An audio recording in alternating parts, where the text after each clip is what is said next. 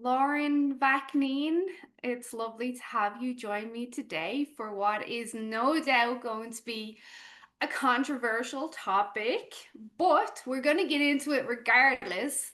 Before we do, thank you for making time for me because you're in the UK and I'm in Canada. Can you kind of fill us in a little bit on who you are and why we should listen to you on these topics? Well, it depends what topics you want to go into, but yeah, thank you for having me.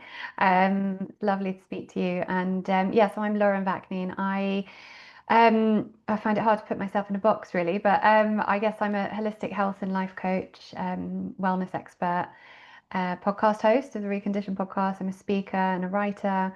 And I was diagnosed with juvenile rheumatoid arthritis just before my second birthday, which was triggered by a vaccine. So there we go, first controversial, Straight out the gate, let's but truthful comment. Um, and the journey was a very, very long one, which I can go into if you want me to. But essentially, I was diagnosed just before I was two, ended up in a wheelchair by 18, and then went on a very, very long holistic healing journey, kind of denouncing all allopathic medicine at that point at 18 when a chemo-based drug had genuinely nearly killed me and left me completely head to toe disabled. And then I decided that I was just going to find the answers myself, and it took me 10 years. And obviously that there's a lot in there. So if you want me to open that up and speak about that journey, I can. But essentially, after that, more than a decade, I managed to find all the missing pieces and fit them together and get myself to a place of complete wellness. And I've been there for 12 years now. Yeah, what a crazy journey because I've been following you for a while, so I already know bits and pieces. But do you think had you not experienced the initial diagnosis and then your challenges over your life into young adulthood that you would be where you are today and doing what you are doing? No, absolutely not. I mean, I am a holistic health advocate, and teacher and coach and speaker and writer, and about all these things. And I wouldn't have gone into that had I not have needed to find the answers myself. And, I think I always say we need to get comfortable in our discomfort. And it's, the really challenging things that push us to really get to know who we are and push us to our purpose, and we fight those challenges. But actually, when we can kind of sit with it and really kind of delve into what they're trying to teach us, we get led to, and I don't believe purpose is a career. Your purpose is kind of coming back to the self, the true self. And that's what, my journey has enabled me to do. So I wouldn't change it for a second, even though if you'd asked the younger me, obviously I wouldn't have chosen it. But I think we all come here with a destiny, kind of some cosmic blueprint that we're supposed to live out, that helps shape, where we end up. And it certainly shaped everything, because the amount of research I had to do and the amount of digging, and yeah, the research was intense, and especially starting, in a time before the internet was really a thing. So yeah, I've really kind of learned how to be my own advocate, learned how to be my own healer, and learned how to truly research and make decisions when it comes to health from a place of true informed choice. Mhm. Isn't that the case though for most practitioners is that our mess becomes our message? And I wonder as you're speaking there, you said maybe it wasn't necessarily your purpose, but maybe it was, and depending on your beliefs, maybe God had to bring that purpose out in the unfortunate ways he did for it to shine through us. And like you said, I've been through my own, and there was that time, and I'm sure you relate, where you're like, why me? I can't do this. You're crying in the dark, and like it's so challenging. But then to sit here today and reflect on it, you're like, I wouldn't change it though. As hard as it Mm. was, I would not be here doing what I'm doing, experiencing what I'm experiencing, had I not gone through all of that. Yeah, absolutely. And I'm not saying it's not my purpose. What I'm saying is that I've learned as I've gone along kind of the meaning of purpose, and purpose doesn't necessarily mean a career. It means kind of the whole scope of living authentically. And I think we get led to authenticity through adversity. And I don't think anyone truly finds themselves until they've really had to go into the depths of their shadow and really, do that inner healing work. And we don't get to that until we're forced to it. So I always say I was meant to get as sick as I got in order to be pushed to really find the answers. Had I have just stayed semi-arthritic as I was as a child, which I became very complacent in, I would have remained in that state. I don't think I would have felt the drive to heal. So who knows where I'd be now? So it was absolutely meant to go in the direction it went. And it's made me very, it's really kind of taught me how to trust in the process when, challenges arise, and not to see them necessarily as good or bad. I think every challenge, every life experience has its purpose. And if we can be an external observer of that and learn how to do it, which isn't easy, but, instead of kind of going into the dense frequencies of all of that, being an external observer of, what we might call quote unquote bad situation, as opposed to letting ourselves fall into despair about it and having any judgment on it, i.e., it's good or bad, and just be an external observer. What's this trying to teach me? What can I learn from this? How is this part of this human experience that I've chosen? That's kind of my approach now. Mhm. Which is easier said than done, as well as the whole trust the process. But then at the same time, you're like, well, I've been through worse. I've survived this before. And that in itself helps you trust the process a bit more. Yeah. You mentioned something, this wasn't the topic, but I'm curious now about you didn't, well, you stayed complacent for a while, but eventually you got out of that. I think the majority of people nowadays do stay in that state of complacency and accepting the conventional recommendations and the diagnosis and basically the situation, and they'll just go with the flow. And then there's Hmm. the small percentage who will say, no, I innately know something is wrong. This is not for me. I need to dig into the research myself or do more. What do you think is going on there with people who do stay complacent? Do you think it's just a personality trait, or that idea of the world needs a certain balance, not everybody could take action, then we would be out of equilibrium? Like, what do you think's happening there? I think we all incarnate here with a journey that is set out before we incarnate. Part of my journey and how I've come to, be in this kind of complete state of homeostasis from being completely head to toe disabled, it was a whole person approach. And it was only when I kind of realized that I had to fit all those pieces together. It wasn't just the physical, focusing on the supplements and the nutrition and all of that. That's how it started. But then it went into having to, realizing you needed to heal trauma, the emotions, or any trapped emotions, and then the mental state, rewiring my brain out of disability thinking. But the icing on the cake for me has always been my spiritual practice.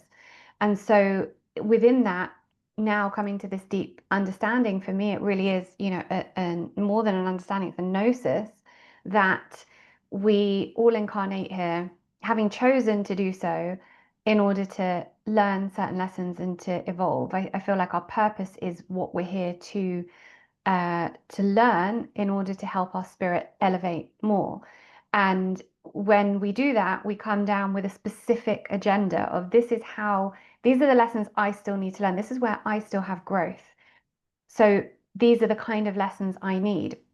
And I found, as a coach, having worked with hundreds of people over the years, there's a real pattern where everyone has their one thing that always shows up for them, their one challenge. So for me, it's always been physical pain. Even now, if I come up with challenges, it will be something else will happen within my body. And for some people, it's financial difficulties. That will be the thing that always shows up for them. For some people, it will be loss, where some people haven't lost anyone. I've, got clients who have lost a husband and a child and, a parent. And it's like, well, how is that? So we're all meant to learn different things in order to help us evolve. And so I think that, I came here with or we all come here with a specific agenda almost. And so it's not for us to kind of judge where anyone else is at in their journey. They came with specific lessons and they have to learn that through whichever way they're going to learn. And I'm going to learn through whichever way I'm going to learn. And I'm going to go on my journey, understanding that everyone has their own journey here. Like, yes, I used to judge a lot. When I was kind of a few years into my journey, working really hard and putting everything into my healing, and would see people who weren't willing to do that or would ask for my advice but didn't really want to take on what I was saying because it was too much hard work and it wasn't convenient, it would really trigger me. And obviously, anything that triggers us is something that still exists in our shadow. So, of course, if I have to work really, really hard to achieve healing and someone else isn't willing to do that, but they want my help, that's going to be triggering. Whereas now, having this kind of really deep spiritual practice, I'm just able to understand that everyone is on their own path with that, and there's no judgment on it. That's where you are spiritually as a cosmic being who's living a human experience, and this is where I am, and neither is better or worse. I do think that complacency is something within, the allopathic medicine model that has been almost a learned behavior, Mm. because we have been living in this paradigm whereby we're told what to do and we're expecting to outsource our health. So if something goes wrong, first of all, we're not preventing it, right? On the whole, people aren't working towards prevention. They live how they want to live. At the moment, it's very much, smoking vapes and injecting Ozempic and toxic cleaning products, toxic body products, eating, ready meals and things full of rubbish, and then getting completely shocked when they get sick. So, there's that, firstly, this kind of it, belief that we don't have to do anything to actually prevent disease. And then we That, get oh it. my God, this was so unexpected. So unexpected. I didn't think it Really? would happen to me. Yeah. We all think we're the exception. No one's the exception. And then we get sick, and then we go and get a diagnosis, and we wait for someone else to tell us, number one, what the thing is. We want the diagnosis. We want labels for everything, as opposed to understanding that we're just something's out of balance, and it doesn't matter how it shows up, whether it shows up as an autoimmune disease, as acne, as cancer, as neurological issues. It's an imbalance, and really it all requires the same whole person approach. Um, but then we're outsourcing the end result. So you're giving me this diagnosis, and now I want you to fix me, and I'm going to do what you say, because really going out there and trying to figure out how to do it myself is really hard, which it is hard. That's why I've created what I created as a one-stop shop for women to heal holistically, the whole person, physical, mental, emotional, and spiritual. It is hard, but the complacency has come because we are expecting everyone to do everything for us and give us the answers. And we expect that doctors are far cleverer than we are. And if we haven't gone to medical school, we can't possibly understand how to heal. But I don't believe that at all. I believe the knowledge, the wisdom is innate within us. And it's about really asking to be guided to the answers. I didn't go to medical school, but I taught myself, or I was fortunate to come across the right sort of people on my journey because I was so open to it. I met professors who taught me how to find flaws in medical research.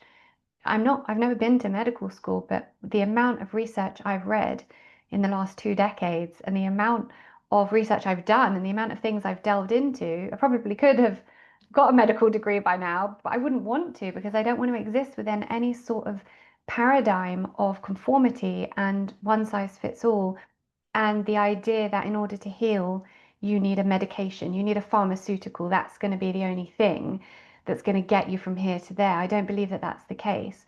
I believe that there are maybe 5% of cases in all of disease where medications are, you know, needed, um, especially, emergencies. Okay, if I break a limb, I'm going to go into hospital. I'm going to be thankful that there is a hospital, and that I live in the modern world and can have a surgery, and that there's anesthetic to put me to sleep during that surgery. But for chronic illness, which is the majority of illness that we see, there is no one size fits all. It is an imbalance, and it requires a healing of the whole person. And that's where the allopathic model has got it completely wrong. And that's where we've become complacent. Mm.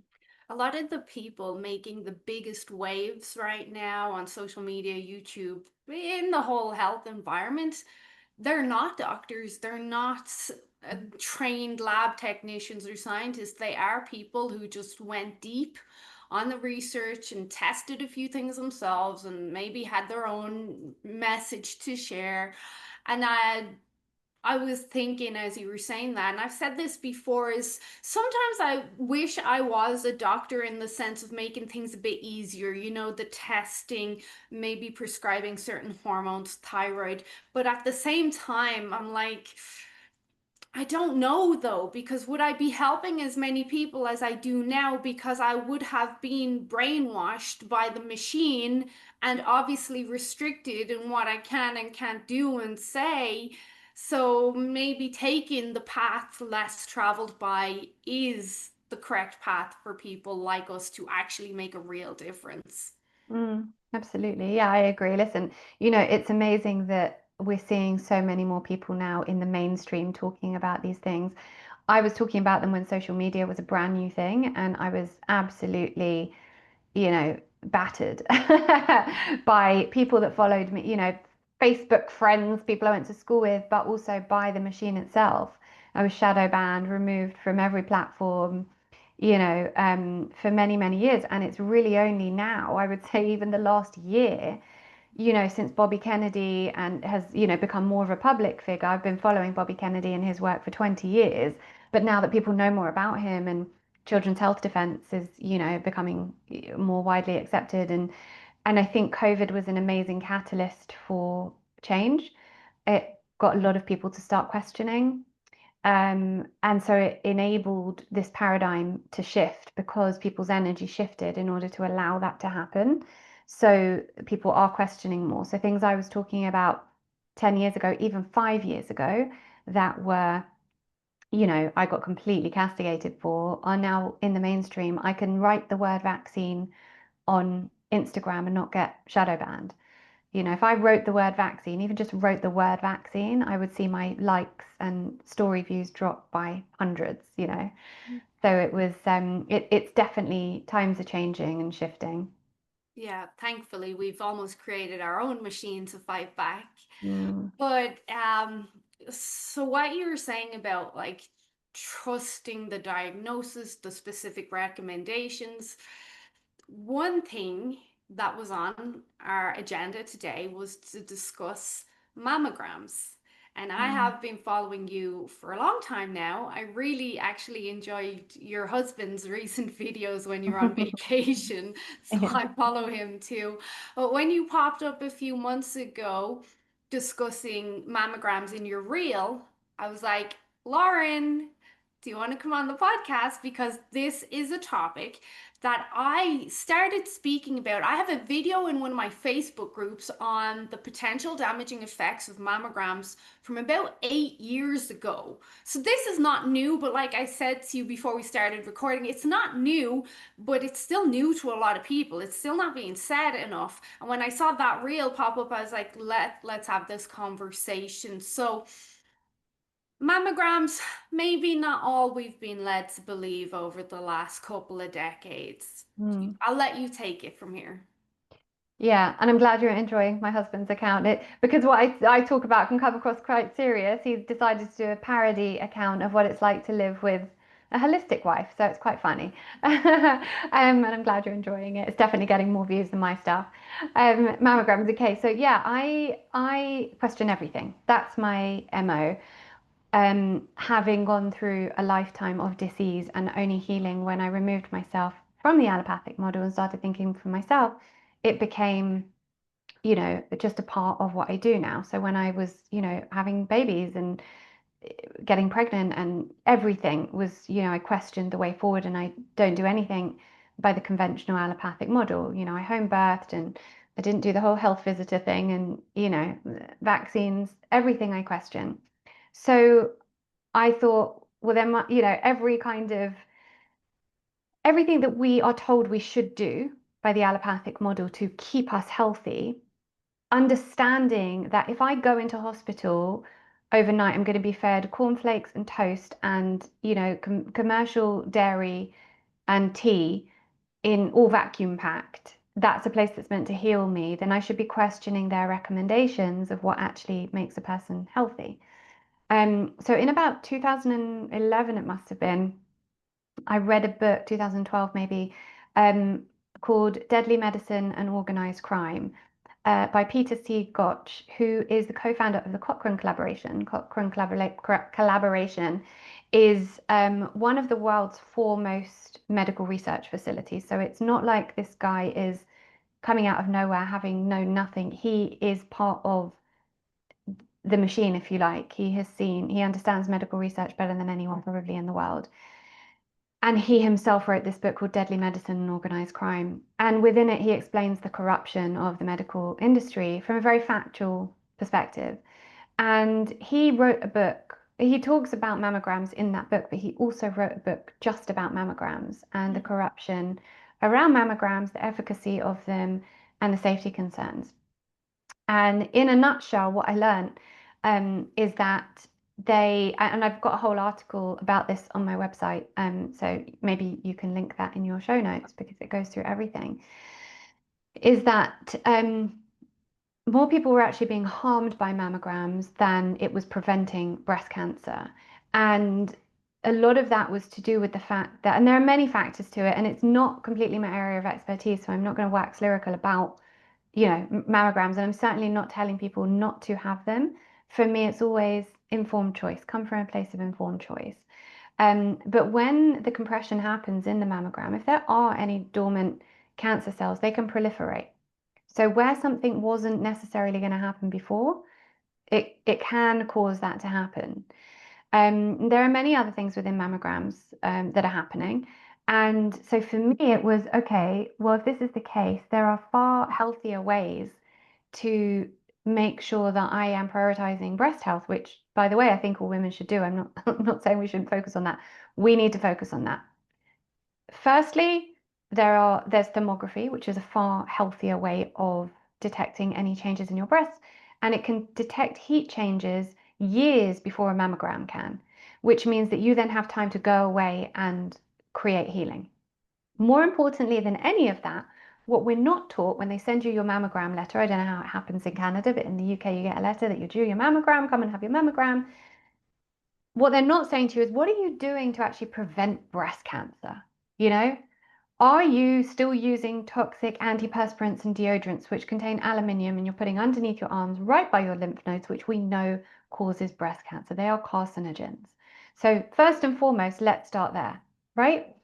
You've got companies like Dove and, these big cosmetic companies promoting, quote unquote, breast cancer awareness, telling women to wear a pink ribbon, but putting aluminium in their product and not actually educating us on how to prevent breast cancer. So that is for me first and foremost. I go and have an annual thermography check, and that's, my way of keeping on top of any breast changes. But the most important thing I do is breast cancer for prevention through all my methods, my healthy living. And that comes through everything, through nutrition, reducing my exposure to toxicity from, everything from the products I use on my body, the products I'm breathing in, turning off Wi-Fi at night, absolutely everything, as well as what I'm doing to manage my emotions, process them through the body, and also meditating, daily meditating, being out in nature, making sure that I am in alignment. My body, mind, and soul are all in alignment. And for me, that's the issue with mammograms. Aside from the fact that there are serious concerns about the safety and the efficacy and the false positives and everything else that comes with them, for me, it's more about why are we not being taught to prevent breast cancer? Mhm. I know some women are going to kick up a fuss over this. Mm-hmm. It's just the nature of the beast. But the truth is, this is not new. There is research, there has been studies done on mammograms increasing the instances of breast cancer, even in those women who may have not been at risk in the first place. A lot of women find mammograms very, very painful, especially bigger breasted women where they're pressing down the screening pads really, really hard. Like women that I've spoke to, they dread going for their annual because it's so painful. Then Right. there's women coming home and they're bruised. Their breasts Mhm. are bruised. If you don't think that bruising is indicating some sort of tissue or cellular or significant damage, you are kidding yourself. And Right. then we've got the EMF aspect. And then we've got like Exactly. the traumatization aspect. If you go for one and it's super painful, And then, Mm. I have to keep doing this year and year. That in itself, I think, could be an element of manifestation. And I think as much as there's a big biochemical, and I'm sure you agree, there's a huge biochemical aspect of cancer development, toxins, estrogen, inflammation, blah, blah, blah. But I think there's an equally big part of it that is manifested through our thoughts, experience, Absolutely. worries, fears. I think if you are afraid of, I'm just going to say this. This is the first time I've said it, I think, but I think if you are afraid you will get cancer, you're putting yourself at higher risk of getting cancer because Mm. you're manifesting energies and it's constantly on your mind, on your mind, on your mind all the time. Right. We all have cancer cells in our body, right? And it's the same with, I do a lot of work in epigenetics, which is the effect of our environment on our genes. And we now understand that it's not about your genes, right? So if you have the BRCA gene, it doesn't necessarily mean you're going to get breast cancer. And what we've been led to believe is that if you have the BRCA gene, that is a death sentence. Go and have your breasts removed, go and have your womb removed, and then you'll prevent it. But we're not going to, after you have your breasts removed and your womb removed, and we've essentially, completely removed any of your feminine energy, power, everything that makes you. And I'm not saying that women who have had to have their breasts removed don't retain their feminine power, but there is an element of decapitation and removing the essence of the feminine that I believe is part of this kind of bigger picture of this big black agenda. And I truly believe that there is some sort of agenda within that. So they'll go and do all of that and then not guide these women in any prevention afterwards. So they'll have all these massive operations that completely change their bodies, change their emotions, change their hormones. And they're not then told, well, here's how you live healthily following this. Go back and drink coffee and eat sugar and wear the deodorants and carry on life as normal. Um, that for me is the biggest concern. And yeah, it is a big machine that is driving this. And so you have to look, it's not about judging anyone. And for anyone listening who has been through these operations, I just kind of want to put out there that I have a lot of compassion for you, because this is never coming from a place of judgment. This is always coming from a place of me questioning the narrative that we're fed and asking what other solutions could there be, and is this the wrong narrative, and should we be changing the dialogue and researching and looking into something deeper. And I don't, so going back to kind of epigenetics, you're you can have a genetic predisposition to anything, and we all have genetic predispositions to different cancers, diabetes for some people, heart disease for some people. What we've learned through the study of epigenetics is that these diseases don't have to be triggered. A gene expression can remain switched off, or it can be switched on. And this is all through lifestyle. That also, when I talk about lifestyle, we also have to include in there the effect of our emotions and our stress levels. So if we are carrying a lot of heavy emotions, we have a lot of stagnant emotions from trauma that we haven't moved through us, that's going to affect us as well. Trapped emotions can metastasize and do metastasize into form. So when you're saying we can manifest, absolutely. Trapped emotions of any kind, whether through trauma, whether through worry, can metastasize and do often metastasize into form. And so it's not always a case of just what you're eating or just how you're living. But like I always say, it's never just one thing. So it's the complete combination of how we're living physically, how we're living emotionally, mentally, and spiritually that make, the perfect storm for cancer to develop. And I do believe that around 95% of all chronic disease originates emotionally from the emotional body. So yes, I absolutely agree that we can manifest cancer into being. So with you mentioned thermography. It's not super popular here in Calgary. I think there's two clinics right now offering it, which is like nothing compared to the size. I always say to people, like in all of Alberta, you can fit 100 Irelands, just to put that in context. So Wow. we have two thermography clinics here, and not really well advertised. How popular is it there? And also, just for people, another option here that actually is popular, and I don't know if it's popular in the UK, Lauren, is ultrasound. Ultrasound can be effective for early detection, and there are a lot of women here, not just Calgary, like in Canada, that I speak to, that are now asking to go for an ultrasound first before Yeah. anything else is done, just to see is there any sort of abnormality there, and then deciding what they would like to do next. Right. Well, from experience, so I've been through a whole series of stuff with my own breasts because the chemo-based drug I was on when I was 18 deformed my breasts. I was still developing at the time. And during the 10 months I was on this drug, one breast stayed a size B and the other one grew to a D. So, I was young. So a few years after that, based on that, we've got the National Health Service in the UK, which you know about, where, it's quote unquote free at the point of service. That's questionable in how free it actually is. But essentially, because it was the drug that did the damage, they offered to do a breast augmentation for me. And obviously, I was 22 when that was, or 23 when that was offered, and I took it. I was deep in my journey, not deep enough to understand or to have any kind of knowledge on breast implants at that point. Mhm. This was 2007, I think. So there was no talk of breast implant illness at this point. And, although the internet was a thing, there was nowhere near as much information that we have now. And I was, a young woman, 23, with these completely deformed breasts, and I wanted to look normal. I was stuffing, one of my bra sides with socks just to match them up. It was terrible. Yeah. So essentially, since I was 17, my breasts were never really my own. Had this, and then obviously years later, and after I'd finished breastfeeding, I knew all about breast implant illness and understood what breast implants were doing. I had them removed. Um, and since having them removed, then a couple of years later, having a pain in my breast, going back to the breast clinic and wondering if there was something going on. And when they looked and the doctor was feeling around, he said, "Well, I can feel something, so I'm going to send you for a mammogram."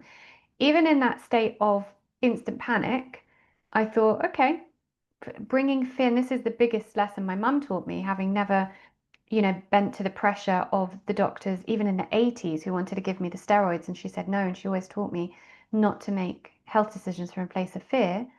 Kind of brought myself back, took a breath, and was like, let's do an ultrasound first.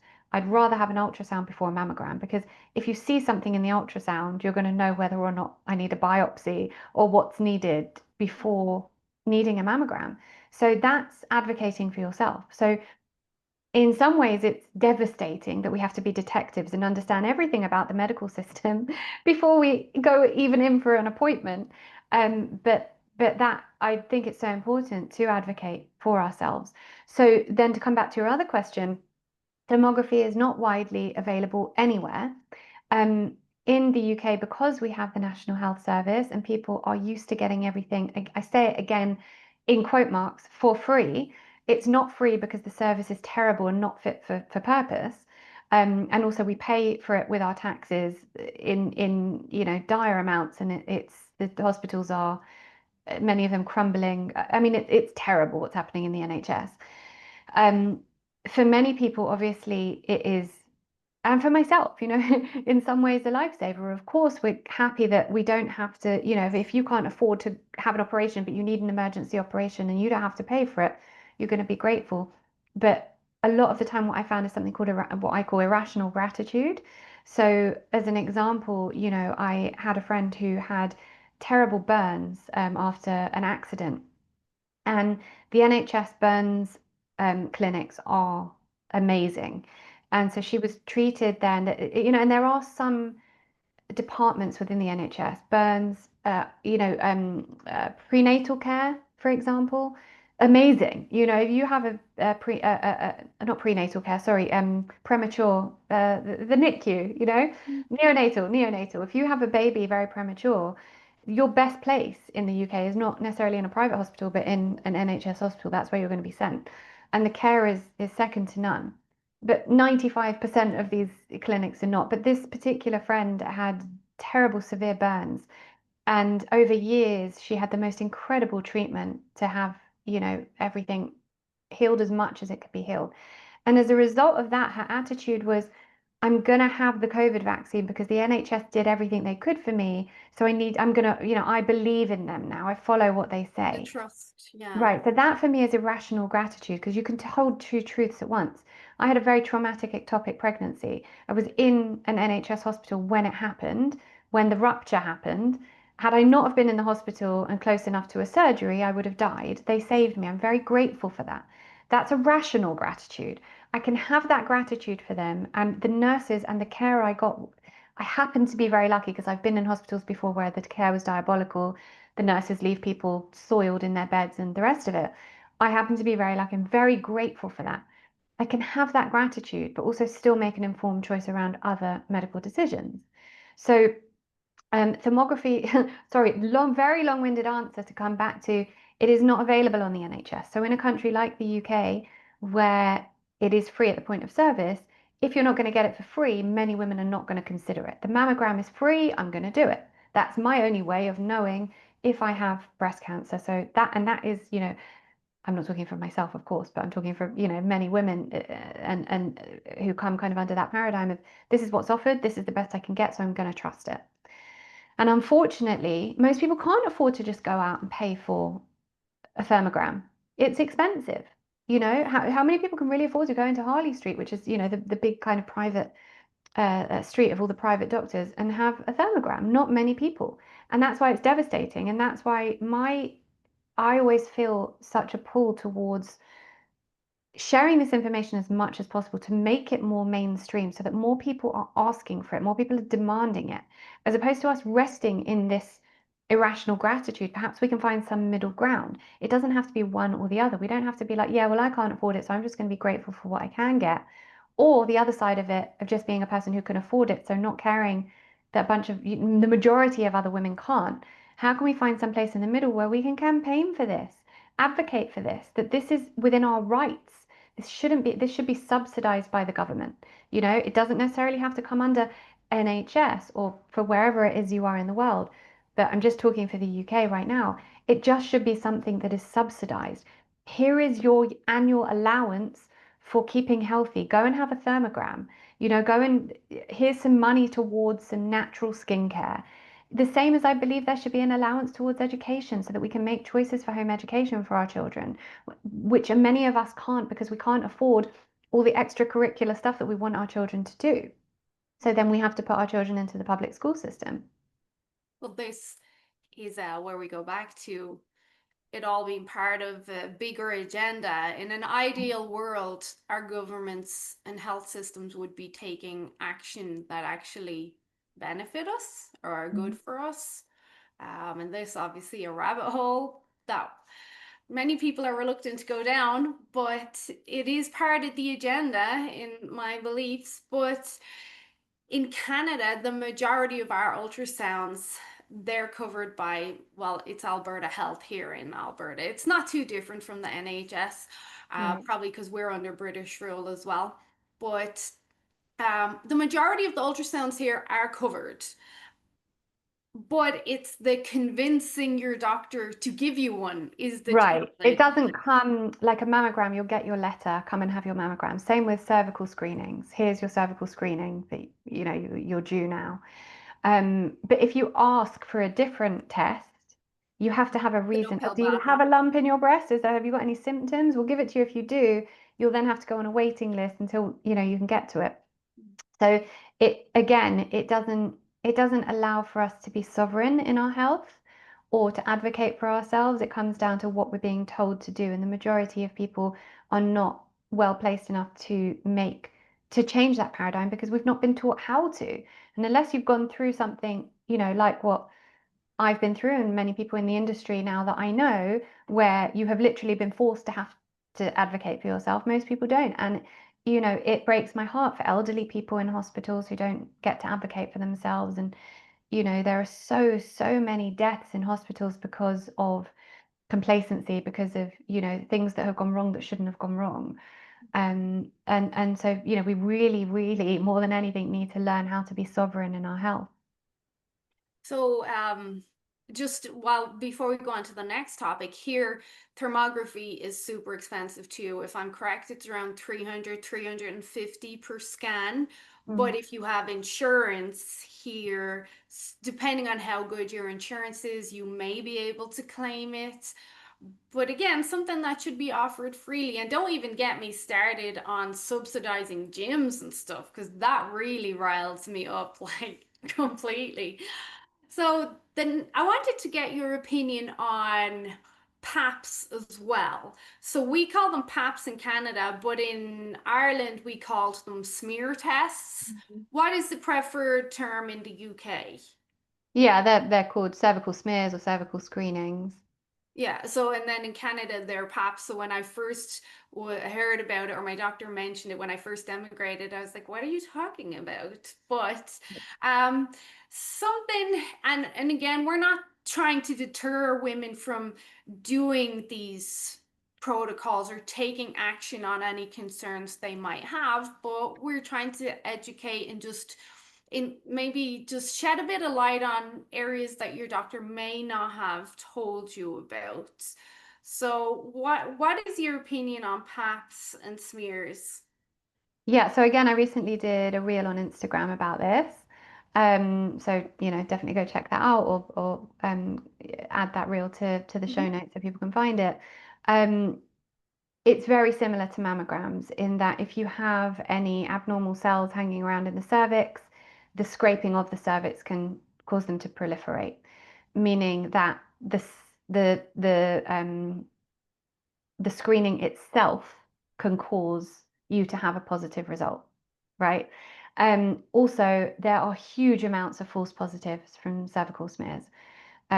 So that for me is always, you get a false positive, you'll be told to take this, medication or go through this treatment. And the treatments also themselves disrupt the natural um, balance of the cervix. And so again, it's not trying to deter women from going to have them, it's just understanding the risks involved. Um, and again, it's coming down to prevention. Cervical cancer prevention doesn't come from having a cervical screening test. So that's always kind of the first thing in my mind.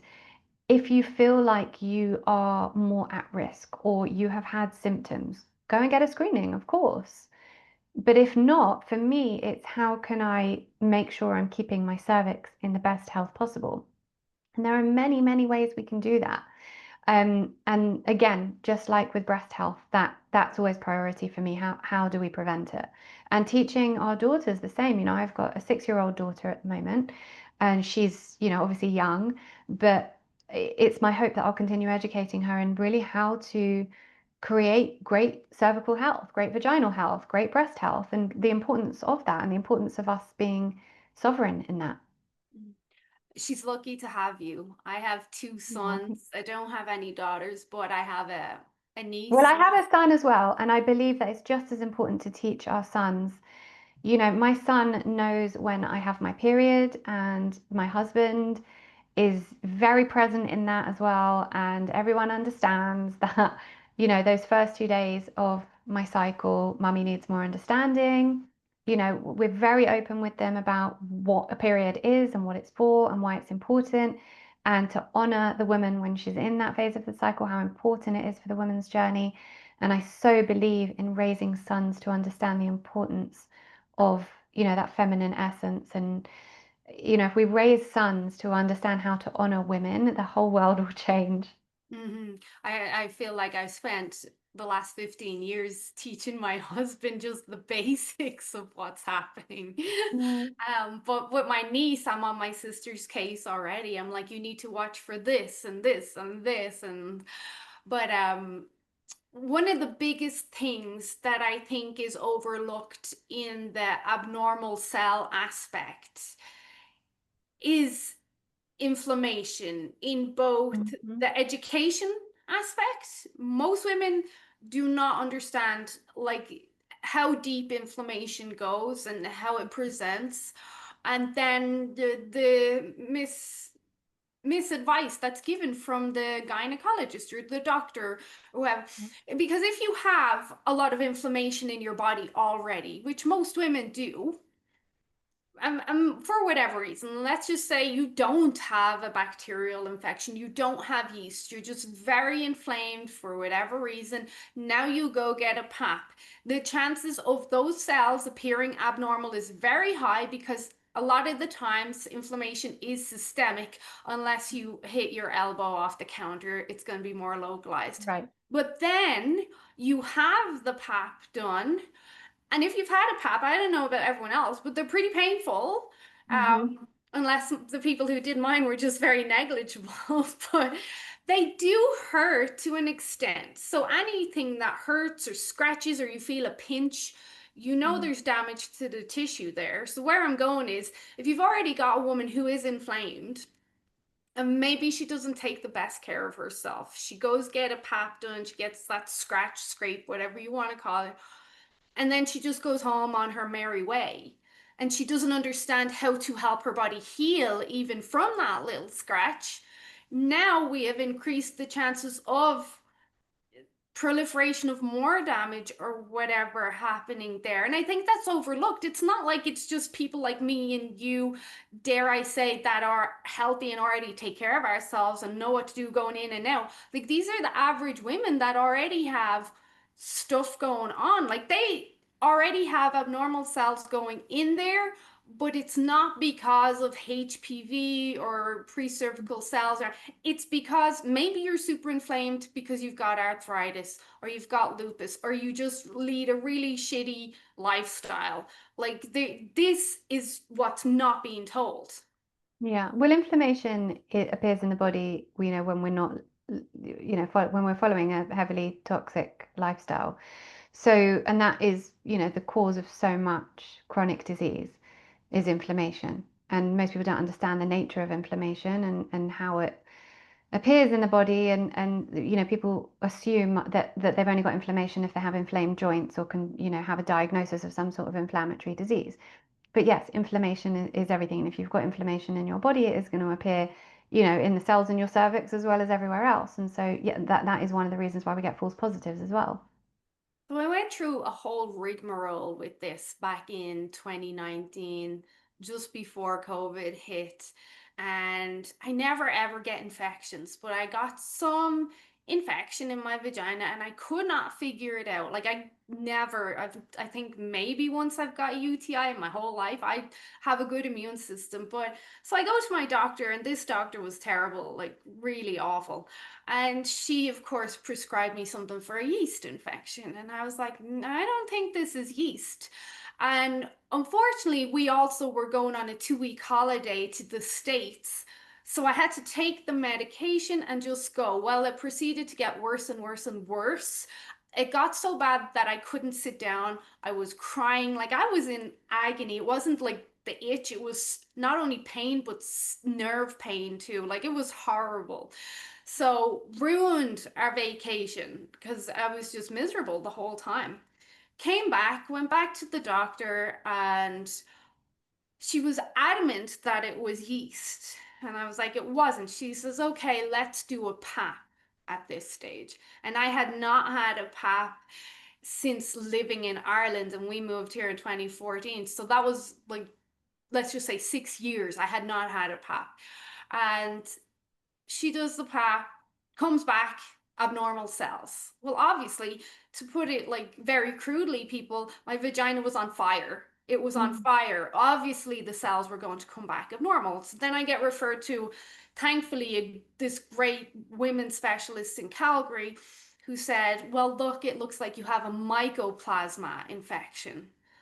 Great, I've been dealing with this for a month. So she gives me antibiotics, but it looks like we might need to look at the cells a little bit closer. So that gets passed then to the women's clinic. I go through all the rigmarole there, the colposcopy clinic, the whole lot. Get a phone call in 2020. It looks like you have cervical cancer. So I had cancerous cells. So then I had to go through the whole LEAP procedure, the checkups, the this, that, and the other. As grateful as I am that they, shall we say, caught it on time. Um, if that really what is what it is, because I still question, like they said it was so early, it was like the size of the tip of like a pin and blah blah blah. I'm like, I don't know, like I'm pretty healthy otherwise. They also offered me a hysterectomy, and I was like 32, and I was like, are you insane? What Mm. is going on here? And their justification for that was because women who have been through these processes, they usually opt for a hysterectomy because it takes away the stress and the worry of coming back every year for a checkup.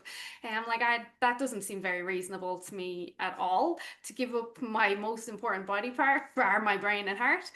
But I still wonder to this day, was it potentially caused by the negligence originally of my doctor leaving me for so long, just trying to convince me that it was yeast infection? And yeah, it's interesting. Yeah, I think, we can't really look at choices we made, at different points in our lives and question. I mean, we can use that to make better decisions moving forward, but you can't ever regret a decision you made at any given time. It just, you could just kind of use that knowledge to wonder how you would do it differently now and utilize that, harness that knowledge for future situations. There are many medical things I had to go through as a child that, my mum wishes that we didn't do, but she did the best she could, and we've learned many things from it. Mm. It's I just about, like I said, being sovereign in your health, taking ownership of your health, taking full responsibility for your well-being, understanding it's not down to anyone other than you to be responsible for your health. You are your own healer, you are your own coach. If you can't be sovereign in your healing, no one else will be. No one's going to fix you, no one's going to save you. The more you try to outsource your well-being, the less well you will be. And that's kind of my ethos for wellness. And what does wellness actually mean? It's being sovereign in our wellness, coming back to that place of interoception, that inner knowing of what's going on in your body without needing a scan or a blood test or a CT or whatever it might be to tell you. We know if you do the work to learn how to tune back in with your body and you get to that place of interoception, you will know exactly what's happening in your body, and you will be able to utilize that, to harness that knowledge that is innately within you to heal. We all have the ability to heal deeply and to prevent disease. And that comes through tuning back in to the self and understanding what is truly going on in the body. And that's, I think, why now the onus is on people to look for conversations like these, Mm. Instagram accounts like yours, like to go out of your way to educate yourself and Yeah. look for people who are trying to shed light on areas where darkness has really been prevalent. Mm. So, Lauren, a fascinating conversation, and it'll be interesting to see the research, the articles, the conversations that continue to come out on both of these topics, the mammogram and the PAP, over the next couple of years, because no doubt there's going to be a lot more as people ask more questions. It's eventually going to give us some, I would hope, some definite answers on the directions we should and shouldn't take. So thank you for your time on this. Thank you. Thank you for having me. It's been a great conversation. So I've already mentioned your Instagram page. That's where I will direct people. Is there anywhere else people can kind of uncover what you're talking about? Yeah, well, my Instagram is mainly kind of where I hang out and where I post everything. That's kind of my main social. My podcast, Reconditioned with Lauren Vaknine, some amazing guests on there from Zach Bush to Dr. Shafali to Gabby Bernstein to Jay Shetty. So it's a really great place for kind of all things wellness and growth. And my Rise membership, that's, a membership program for women. It's the only membership program in the world for women that really covers the 360 of women's health, which incorporates the healing of the physical, mental, emotional, and spiritual. So we have all the modules within there. We have personalized guidance, monthly group coaching calls with me, voice note days with me, and the community. You get access to the incredible community of like-minded women from all over the world. So that's laurenvaknine.co.uk/rise. And yeah, that's where you can find me. I'll put the links in the description. And also for those of you who love Lauren's beautiful face and brown eyes, she also has her own YouTube channel too. So I'll drop that below. Okay, thank So you. thank you, Lauren. I'm going to let you go. Enjoy your evening, and Thank you we so will much. chat again soon, and tell your husband to keep up the good work because it's entertaining. I will. Thank you so much. Thank you for your time. Bye.